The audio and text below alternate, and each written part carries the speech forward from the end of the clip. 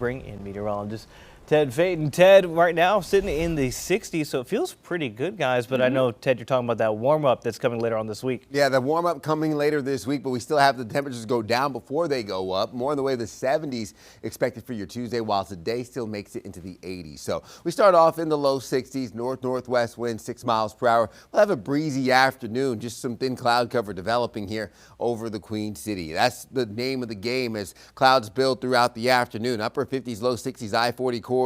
Same goes for the Queen City, mid-60s Monroe. We're in the low to mid-50s up through Boone and Jefferson. Now clouds build heading into your late morning hours. I think we'll get some more peaks of sunshine second half of today. Upper 70s turn to low 80s before we have those 70s taking hold through this evening. I'm expecting highs to stay limited to the mid-70s Tuesday. Average high this time of year, low 80s Monday, and then even further second half of the work week. We'll ramp back up upper 80s Friday, near 90 degrees before we cool down over the course of the weekend. That will bring us a number of rain chances to speak of. First, we have that area of low pressure off the North Carolina coast, the stationary front to our north.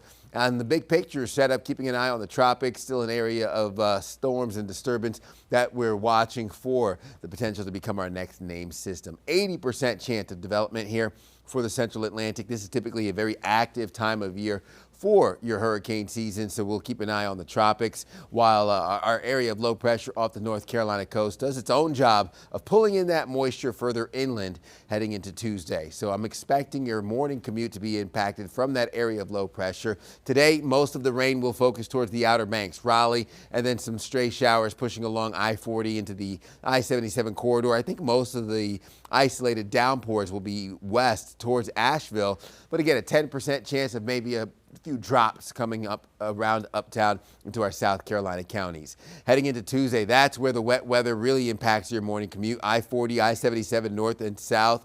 We'll hold on to a few pop-up showers, isolated downpours for your Tuesday afternoon with mostly dry conditions heading into Wednesday morning. Winds also will be breezy, mainly coming out of the north-northeast, anywhere from 10 to 15 miles per hour. Your wind gusts to upwards of 20 miles per hour, 30 mile per hour wind gusts towards the Outer Banks, where that center of rotation for the area of low pressure will be focused at. Overnight lows tonight bottom out in the low 60s. We'll be in the 50s mountain counties, not too far off from how we started this morning. Just highs limited to the 70s Tuesday, second day of the work week. Rain chances taper off by Wednesday with our drying conditions, allowing for another warm up. Heading into Friday, rain chances return throughout the weekend. Queen City News Plus. Just search Queen City News on your smart TV's app store.